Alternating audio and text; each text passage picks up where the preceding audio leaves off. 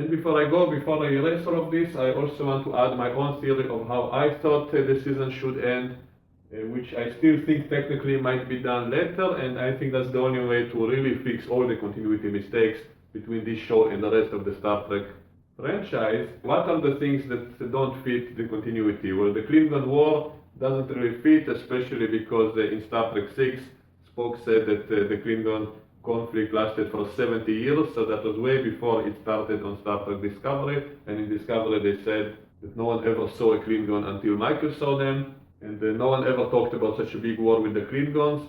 The spore drive shouldn't exist, and just classifying that doesn't really solve the issue, so it's not good enough of an excuse in my opinion. And one of the biggest problems is everybody knowing about Section 31. Section 31 being such an official part of the Federation, that's not supposed to happen. It doesn't make sense for it to be that way. And there were various clues given in the season itself, which made me think about the ending I'm about to show you, especially when Arion told Michael, everything is because of you.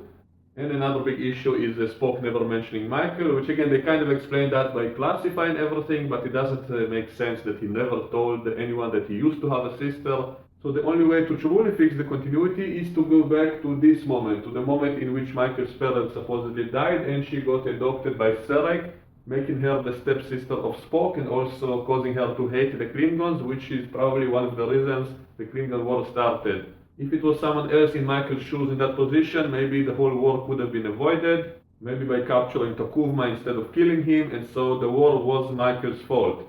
So if we change the event of Michael's parents dying, if she never gets adopted by Sarek and never hates the Klingons, then the entire Klingon War could have been prevented. Without the Klingon War, it's possible the spore drive never gets developed in the first place, Starfleet never funds that huge project, and Section 31 never becomes the official arm of the Federation that we saw in Season 2. And without Section 31, Control never gets developed, solving the problem of life being destroyed in the future.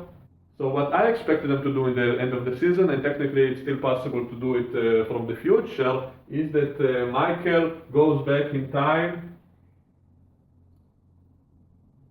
to save her own parents, and that will create a new timeline. That means Michael never meets Spock, she lives with her parents, maybe becomes the captain of the USS Saratoga in Star Trek 4. That's a theory I had early on when the show started. So that could happen in the timeline in which she never gets adopted by Vulcans. The Klingon War never happens or ends early. No spore drive, no mirror universe because they never went there. Nothing gets disturbed in the mirror universe and no one knows about it and we don't have to classify anything. Section 31 remains a secret. It never becomes an official arm of the Federation like we saw it in Season 2. And Control never gets developed. And so all the continuity problems of the show get solved simply by saving Michael's parents. Technically just her dead because her mother escaped to the future, but her father still died.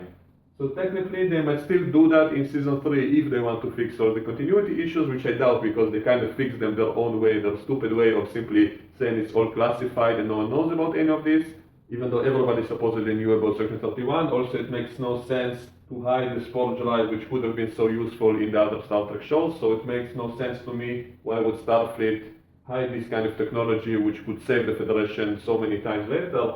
So I think this theory would fix the timeline a lot better, and technically it's still possible from the far future. If someone goes back, let's say Michael decides to save her father, so she goes back to the beginning when he died and tries to save him, so maybe she stops the Klingons, and then none of this happened.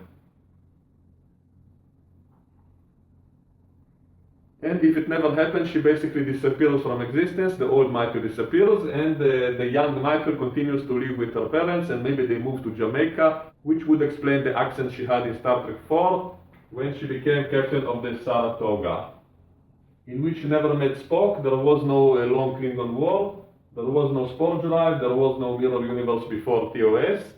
Section 31 never became such public knowledge, and Control never gets developed, solving the problem.